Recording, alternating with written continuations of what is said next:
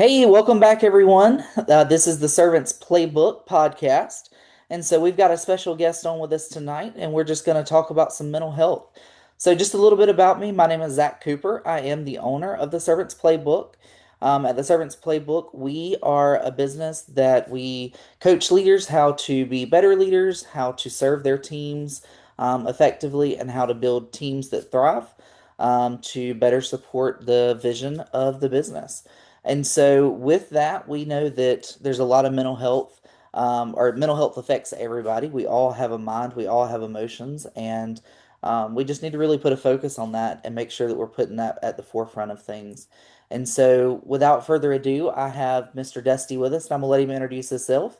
But we're gonna have a conversation tonight and learn more about mental health. So, Dusty. Good evening. Thanks for having me on.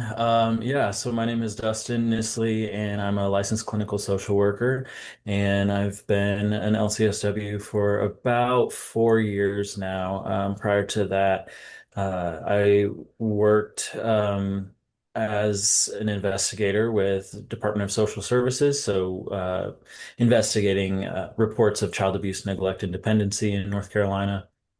Um, Even before that, I have a bachelor's and a master's degree, both from Indiana University in Bloomington, Indiana. I received my bachelor's degree in 2012, and then I got my master's degree in 2017. And so moved down to North Carolina right as soon as I got my master's degree and started working in social services, did that for a few years, and then uh, decided that was getting to be a little too much for me. So I switched to being a therapist. And so my background as a therapist, I work really heavily in trauma. Um, Here lately, I've really been focusing a lot on relational trauma, attachment issues, those types of things.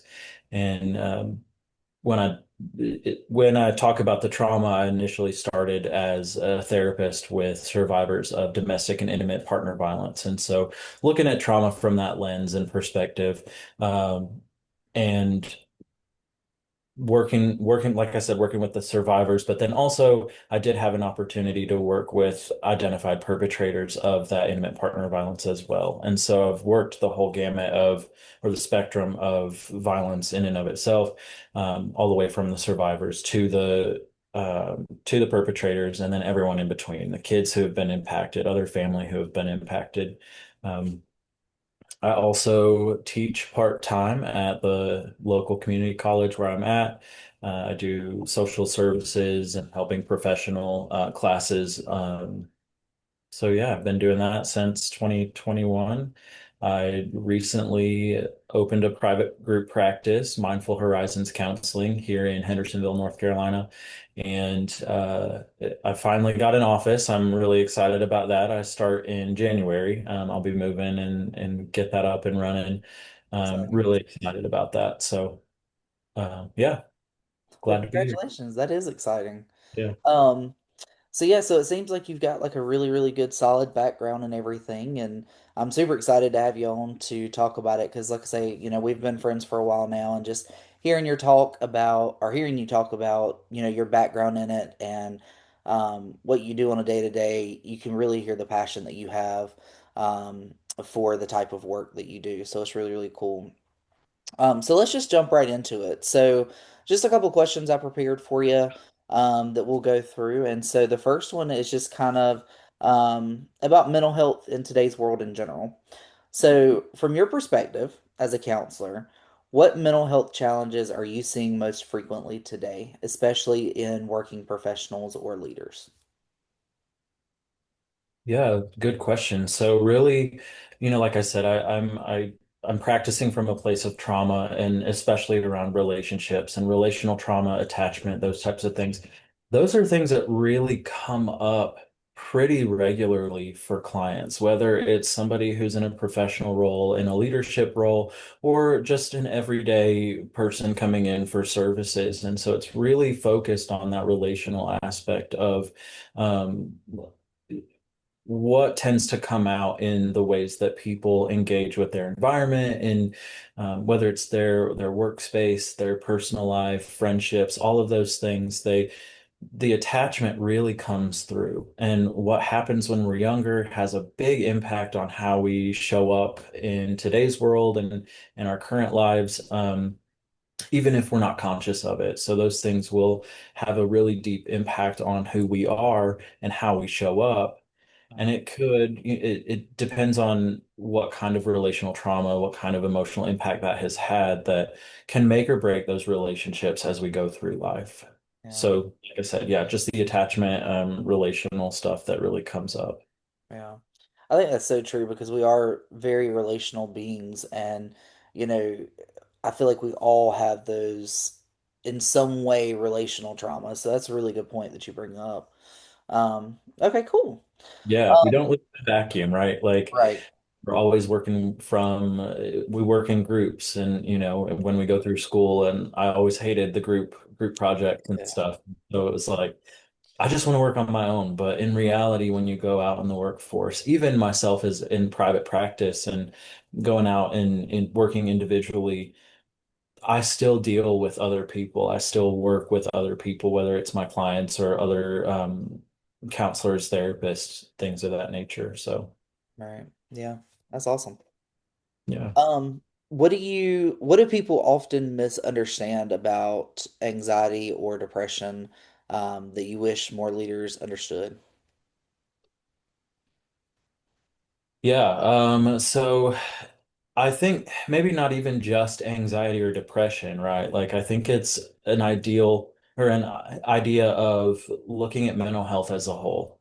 And so most of the time we hear of things like anxiety or depression, and we immediately think, oh, well, this person is freaking out, or this person is just really sad all the time. And that's not always the case with things like different diagnoses that come up.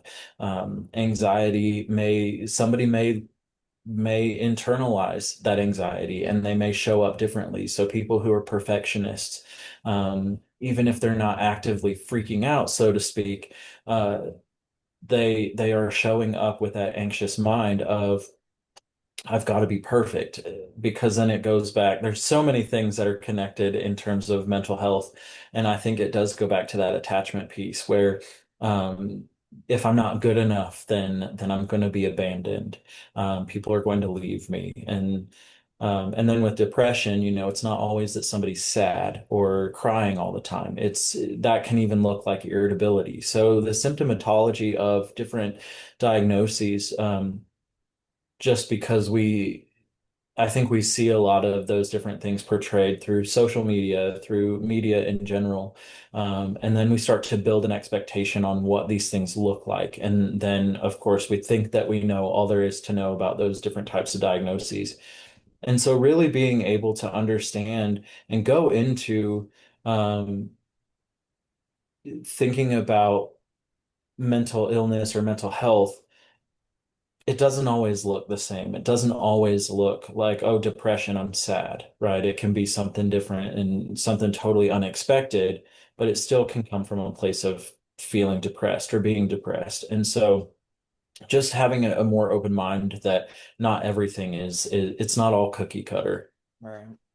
And I'll say, I think that's the hard part for me because as a leader, I have a big heart for people in general. And so, like, there's times where you might have to correct or directively say, hey, this is wrong, you need to change this or whatnot.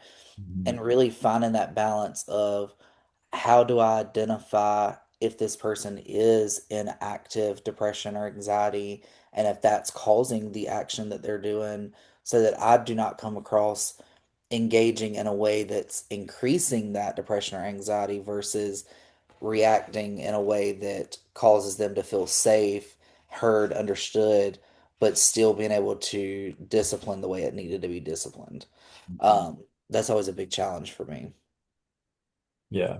Yeah, and I think it really speaks to an understanding or having an emotional, like having emotional intelligence about yourself, about other people as well. Yeah, that's a good point. Well, and I think that's kind of to go off of that a little bit. So with John Maxwell, I've gotten certified with him. And through him, I'm able to do disc certification or disc Mhm. assessments. Mhm. And that's one thing I like about them is they're able to find the different personality traits of people. And I actually have a friend that took the test the other day, and it picked up on her daddy issues.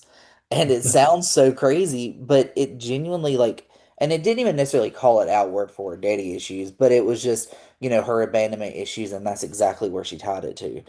And so even things like that, I feel like are very helpful in the job force because it does give you that understanding of, hey, this is where they are, this is where you need to meet them, or this is how you need to communicate with them, kind of thing. So I think those types of tools are very important to help in a way to combat mental health.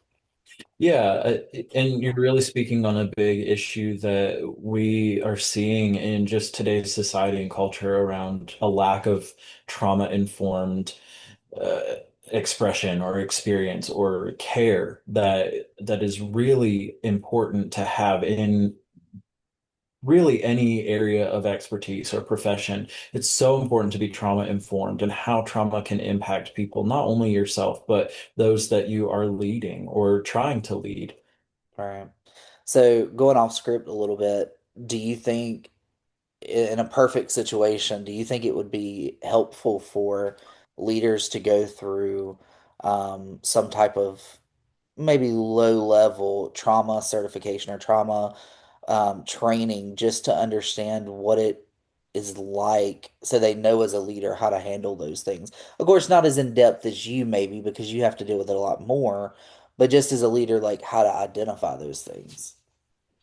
Well, it's just a matter of being able to make or create a safe environment for those who are under you as a leader. A leader is going to be somebody who, has an understanding of those things. So to answer your question, yes, I do think it's important for leaders to have an understanding of what trauma is, how it shows up, how it can show up in the workplace. Um, and it's not going to be one of those, it's not a one size fits all. Just because you have an understanding of what trauma looks like or what it could be, uh, doesn't mean that it's going to apply the same to every single situation that you come across. And so there are going to be areas where maybe a leader is not really that aware of what's going on or how to approach a situation, but having at least a baseline understanding of what trauma is and being able to get some type of training on being trauma informed. I don't know that having certifications or anything like that is absolutely necessary, but I do think that having a base understanding of trauma is going to be really important and really impactful on how leaders show up with their teams or for their teams, rather. Yeah, that's a good point. Okay. So, going on to leadership and emotional wellness, in your experience, how does unresolved personal stress show up in someone's leadership style? Well, I guess kind of depends on what that personal stress is. But again, going back to the idea of attachment, how, uh, what are their attachment issues or situations that have come up for the leaders? And so, oftentimes, if there is a significant amount of personal stress, it definitely can come out externally or outwardly towards their teams. And not having a sense of awareness on what that looks like, which plugging a little bit here, at least in terms of therapy itself, Right. it's why therapy is so important. One of the things that I really focus on in sessions with clients is awareness. Mhm. Awareness is such a big key to making changes, whether it's behavioral change, emotional change, any types of changes. You have to know that there's a problem in order to make those changes. And so if you're not aware, um, you're not going to know that there's a need for that change. And so that's why I think therapy is so important for people, because especially if you are having this personal stress that's coming out at your team, you may not know where that's coming from. And then you start seeing your best and brightest. That's when you start see them leaving and they jump ship. They go somewhere else where they feel more respected and trusted. Whereas if you're having your own attachment stuff come out, you're pushing them away, or there's potential to push them away. Right. But again, awareness is a really big key factor in that. So long-winded way to answer your question of I feel like it really shows up externally or outwardly, very is overtly Hmm.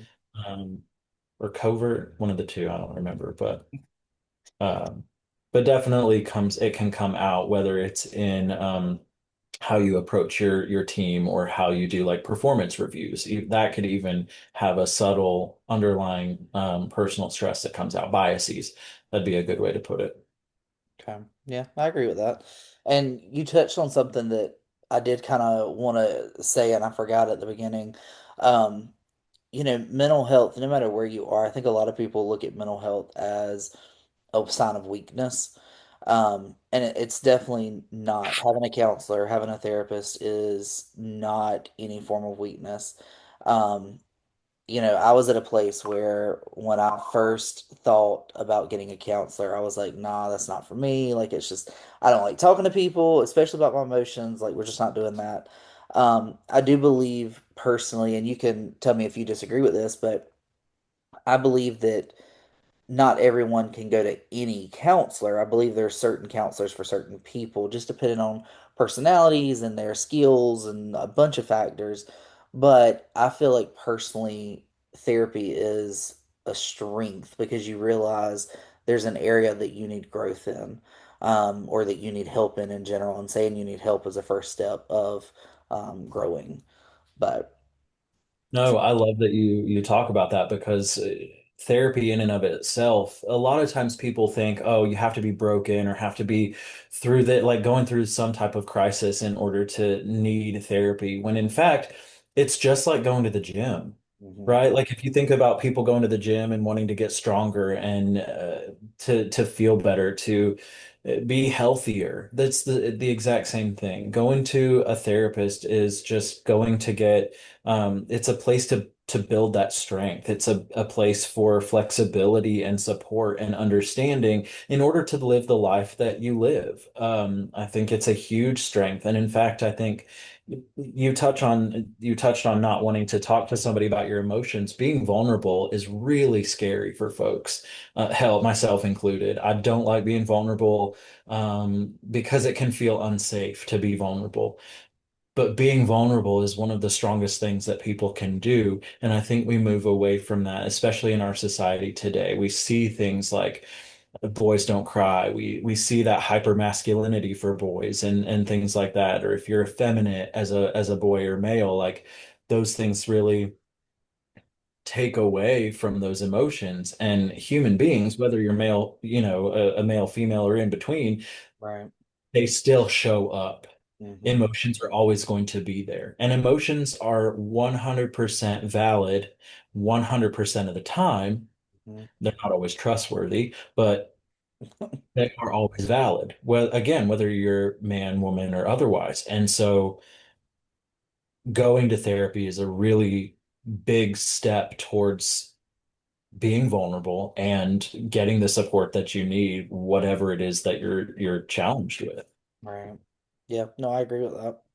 I agree with that. That's a good point. Okay, so moving on, we'll go to conflict, communication, and team dynamics. So, what role does emotional intelligence actually play in reducing conflict on a team? Well, I very briefly mentioned emotional intelligence being really important when it comes to leadership. And so, emotional intelligence, some people don't even know what that is. And so, thinking about emotional intelligence being a place of understanding and the ability to manage and effectively use emotions, whether it's your own or your team's emotions.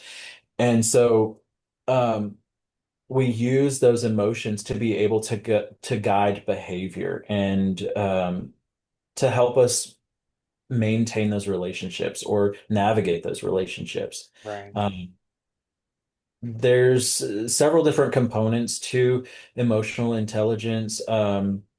Like I said before, awareness. Awareness is the biggest key factor in so many different things. If you don't have the awareness, you can't make the changes. You don't have your own emotional awareness. You don't have awareness of others.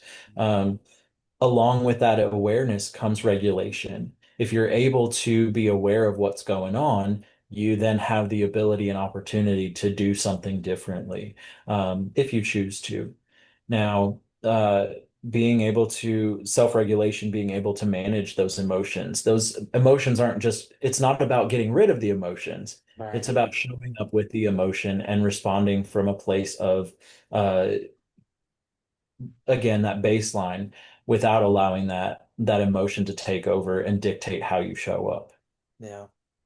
And that's a good point. It's not, I think a lot of times people think of therapy as the fix it drug kind of thing, where you go and it's going to get rid of that, whatever you're dealing with.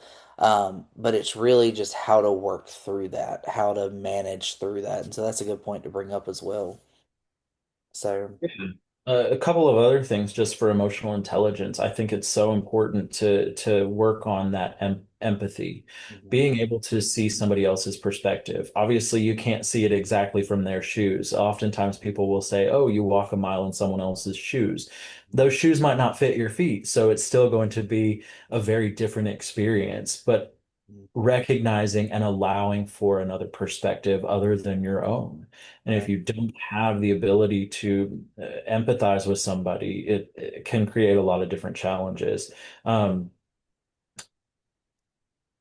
Emotional intelligence in terms of reducing that conflict on a team, I think emotional intelligence does play a major role in leading people. And again, that goes back to the awareness. How am I showing up for my team? How is the team receiving how I'm showing up?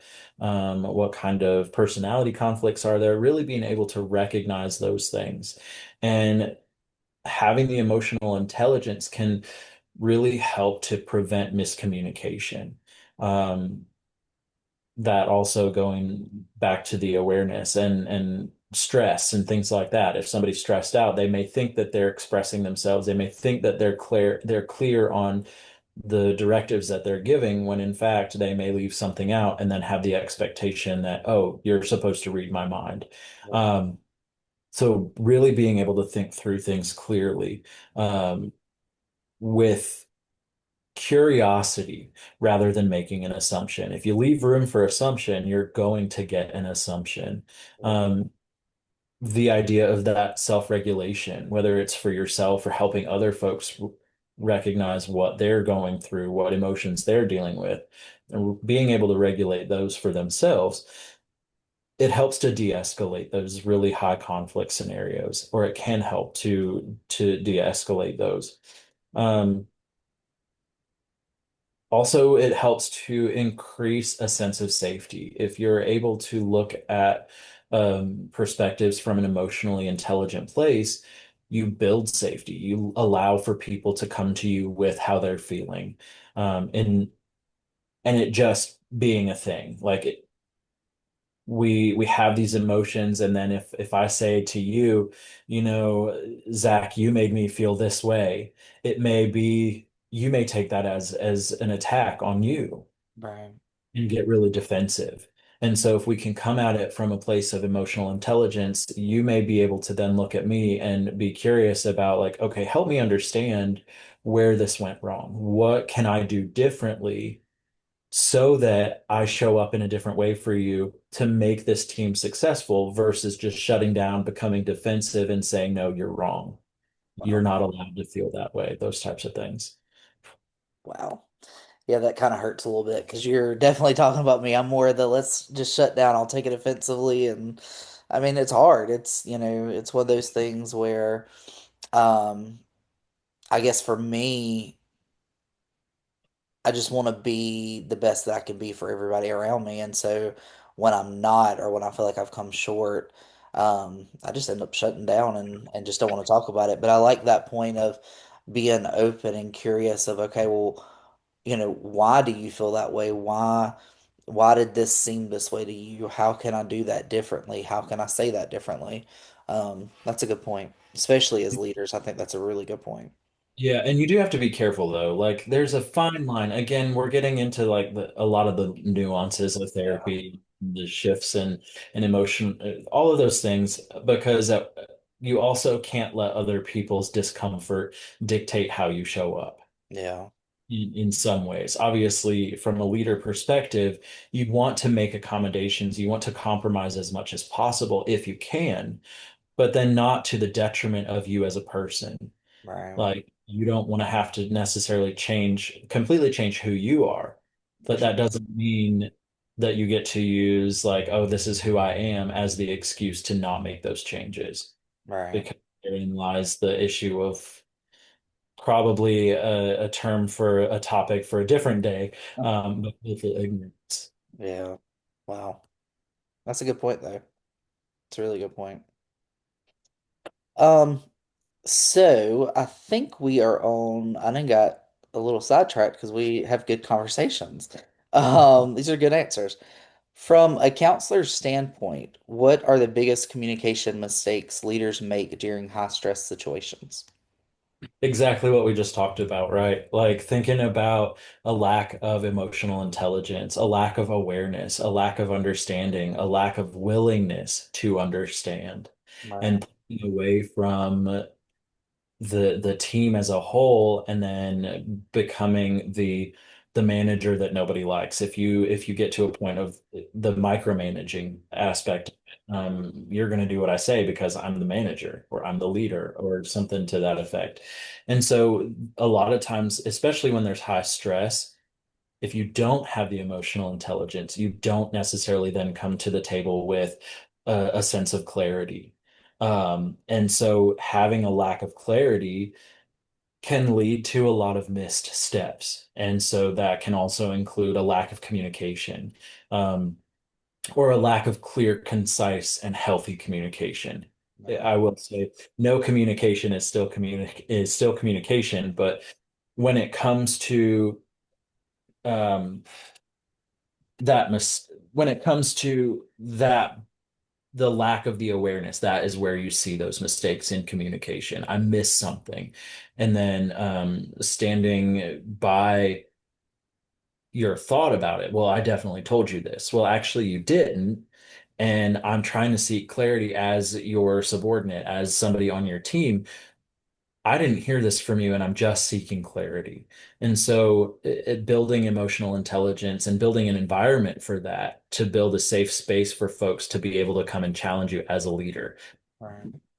Tangent, but I do think that a leader is somebody who's open to that kind of feedback and for somebody to challenge them and their thinking. Why are you doing it this way? Help me understand why you do it this way. What about if we did it this way? And being open to those different things. And that all goes back to the mental health. If you don't have the emotional safety on your team, you're going to have people who shut down. You're going to have people who are not open and honest about their resentments, their thoughts, their concerns.